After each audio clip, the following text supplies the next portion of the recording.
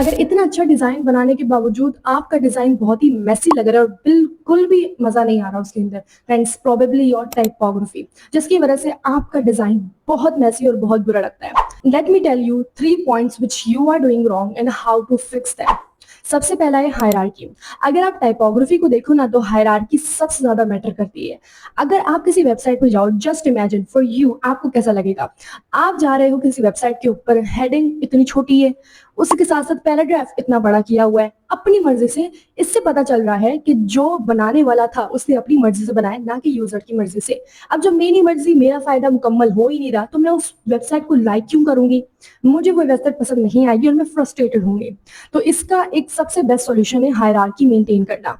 मतलब कि सबसे बड़े टेक्स्ट जिनकी इंपॉर्टेंस ज्यादा होनी चाहिए उनको आप बोल्ड करो। नॉर्मली आपको दिखाना चाहिए कि पहले आप ये देखो, फिर ये देखो एंड फिर ये देखो। तो हायरार्की मेंटेन करो। जिसका चाहते हो कि यूजर पहले वो देखे उसको बोल्ड करो, उसको बड़ा करके दिखाओ, बिगर करो, ताकि नजर पहले उसी पे पड़े। जिस पे चाहते हो कि बाद में पड़े, आप बाद में उसको छोटा कर सकते हो। और जिसको रीडेबल बनाना है और सिर्फ रीडिंग के लिए है तो उसको आप छोटा कर सकते हो ताकि बाद में नीचे उसके ऊपर नजर पड़े।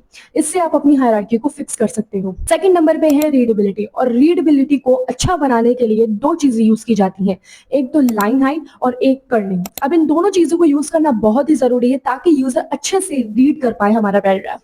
फॉर एग्जाम्पल, आप एक पैराग्राफ लिख रहे हो किसी भी वेबसाइट पे और उस पैराग्राफ में हर एक लाइन के बिटवीन बिल्कुल भी स्पेस है ही नहीं, एक लाइन दूसरी लाइन के साथ टकरा रही है। अब यूजर यहाँ पे फ्रस्ट्रेटेड होगा। और दूसरी तरीके से अगर हम देखें कर्निंग में, तो कर्निंग का जो सिस्टम होता है वो ये होता है कि आप दो लेटर के बिटवीन का जो स्पेस है उसको मेंटेन करें। अगर उसको बैलेंस करें तो वो कर्निंग कहलाता है। और उसके बिटवीन के स्पेस को अगर आपने बैलेंस नहीं किया और दोनों साथ चिपका दिए तो तब भी यूजर एक्सपीरियंस खराब होगा। अगर ये दोनों चीजें आपने सही तरीके से की तो आपका यूजर अच्छी तरीके से उस चीज को पढ़ पाएगा।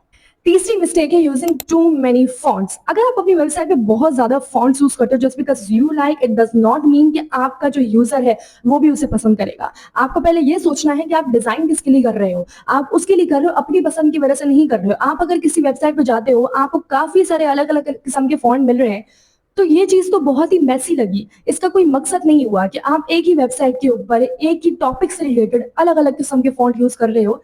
तो ये चीज बहुत ही गलत है।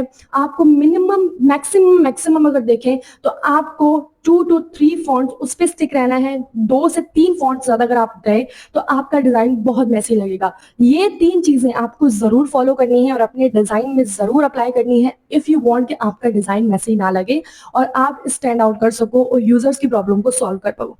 Now if you found this helpful then follow me for more UX UI content.